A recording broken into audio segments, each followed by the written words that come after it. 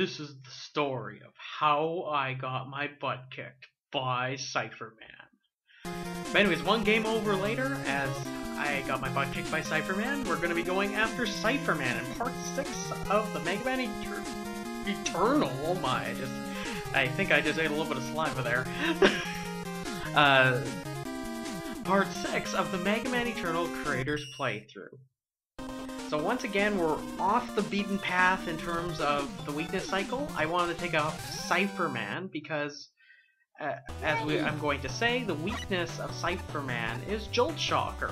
Now this level takes, it takes the portal idea, the Wily portal system, to another level. It's actually inspired directly from Swordman's level. So this is a more laid-back level. It's not designed to kick your butt too much, and it's full of little puzzles. In particular, this one's really straightforward. You gotta set all the bits to be 1, which is easy to do if you just keep pressing the increment, which is the up arrow. So we're gonna go through each one of these paths, and we have to unlock the door that has Cipher Man behind it. We have to unlock all 4 of the button switches. So we just gotta toggle those on, and it'll unlock the door. So we have a variety of different enemies. We got some laser shooters, we got ourselves Captain Joes, which have the captain's hats, and we got some red shooter Joes. Now, this one is a classic code here. We're going to be going and using the shift cipher here. Now, the easy way of breaking this one is simple. You'll notice that if you decrement, you always will shift the letters by 1, or increment, you'll shift the letters by 1.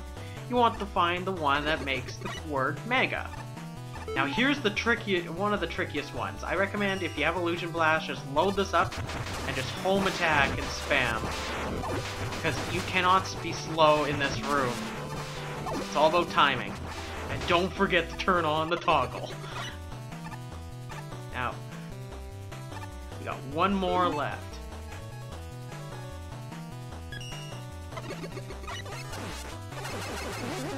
So I bet you're wondering, why did I leave this one last? It's because this one has a mini-boss in it.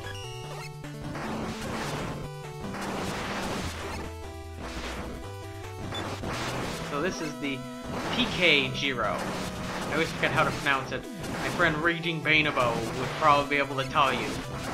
I have it written down, I just typically don't take it to memory. Jump right when you get into this room. And you'll remember that Blood Missile does not go through ground. Right, there we go, we got all 4 knocked off. And now we can enter this room. Let's go in here. Oh, there's Eddie. Yeah, that's what I needed, some health. Now we're gonna kick some butt with Jolt Shocker.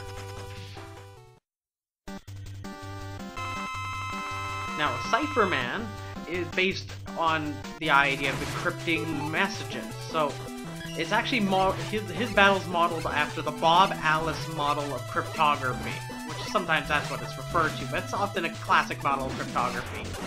So what you have to do is you have to break a shift cipher by finding and determining the correct code word that Bob sends to Alice. Alice is the pink one, Bob is the blue one. You want them to match each other, so you gotta figure out the key.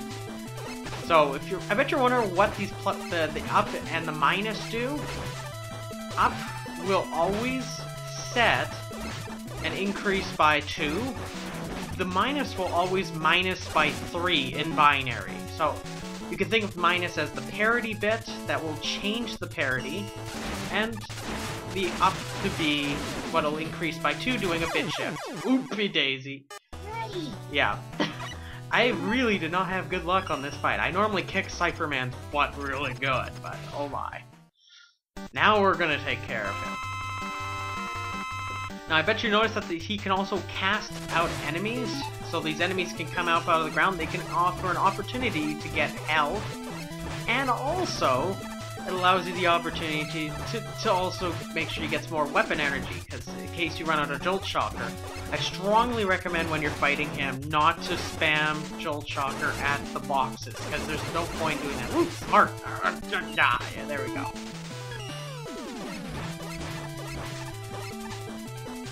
So, that being... oof! Just about got him. Ah! Yeah.